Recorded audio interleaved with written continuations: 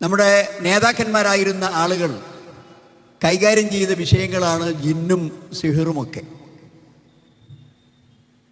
ബഹുമാന്യനായ ഡോക്ടർ ഉസ്മാൻ സാഹിബ്, അദ്ദേഹത്തെ അറിയാത്തവർ പുളിക്കലുണ്ടാവുകയില്ല. കാരണം അദ്ദേഹത്തിന് വിവാഹ ബന്ധങ്ങളുള്ള, അതേപ്രകാരം തന്നെ കുടുംബ ബന്ധങ്ങളുള്ള നാടാണ് പുളിക്കൽ.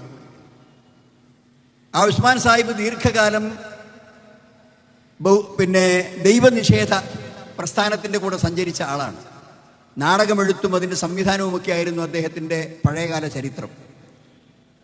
അല്ലാഹു സുബ്ഹാനഹു വ തആല അദ്ദേഹത്തിന് ഹിദായത്ത് നൽകി.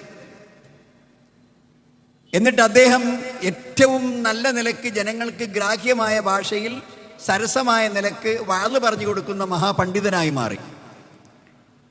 ഉമർ മൗലവി റഹ്മഹുള്ളയുടെ സന്തത സഹചാരി, അദ്ദേഹത്തിന് എല്ലാ പ്രവർത്തനങ്ങളിലും സജീവമായി പിന്തുണ കൊടുക്കുന്ന മഹാമനുഷ്യൻ. അദ്ദേഹം വാചാലനായ പ്രസംഗകനായിരുന്നില്ല, പക്ഷേ നല്ല എഴുത്തുകാരനായിരുന്നു. അങ്ങനെ സെൽസബീലിൻ്റെ താളുകളിൽ അദ്ദേഹം ശിർക്ക് എന്താണ്, തൗഹീദ് എന്താണ്, ശൈത്താൻ എന്താണ്, മനുഷ്യ ജീവിതത്തിൽ ശൈത്താൻ ഉണ്ടാക്കുന്ന സ്വാധീനങ്ങൾ എന്താണ്, ആ ശൈത്താനെ നിങ്ങൾ സൂക്ഷിക്കണം, അവൻ ഇന്ന രീതികളിലൊക്കെ മനുഷ്യനെ വഴിതെറ്റിക്കും.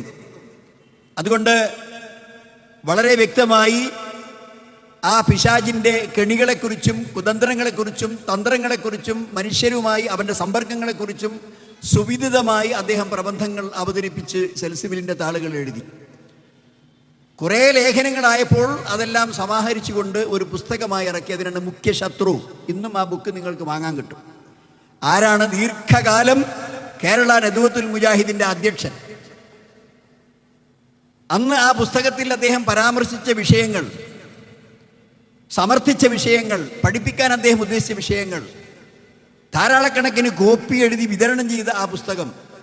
അന്നൊന്നും ആദർശ വ്യതിയാനമുള്ള ആളാണ്, ശിർക്കിലേക്ക് പോയ ആളാണ് ഉസ്മാൻ സാഹിബ് എന്ന് ആരും പറഞ്ഞിരുന്നില്ല. ഒറ്റക്കുട്ടി പറഞ്ഞില്ല.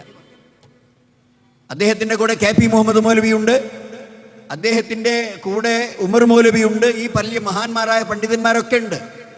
അല്ല ഉസ്മാൻ സാഹിബ്, ഇതെന്താണ് ഇപ്പോൾ ഒരു ജിന്നിൻ്റെ കഥ? ഇതെന്താണ് ജിന്നിന് മനുഷ്യനുമായി ഇങ്ങനെ ബന്ധങ്ങളുണ്ട് എന്ന് നിങ്ങൾ സമർത്ഥിക്കുന്നത്?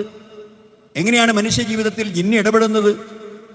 ഇങ്ങനെ ആ ജിന്നിനെ സൂക്ഷിക്കേണ്ട, പ്രതിരോധം സൃഷ്ടിക്കേണ്ട മാർഗങ്ങളെ ഉപദേശിച്ചു കൊടുക്കാൻ വിശദീകരിച്ചപ്പോൾ ജിന്നെന്താണ്, ആ സൃഷ്ടിയുടെ പ്രത്യേകത എന്താണ് അദ്ദേഹം വിശദീകരിച്ചിട്ടുണ്ട്. എല്ലാ പ്രതിപാദ്യങ്ങളുമുള്ള ആ പുസ്തകം ഇറക്കിയിട്ട് ഇന്നേ വരെ ഉസ്മാൻ ഡോക്ടർ മുശ്രിക്കായി എന്ന് ആരും പറഞ്ഞിട്ടില്ല.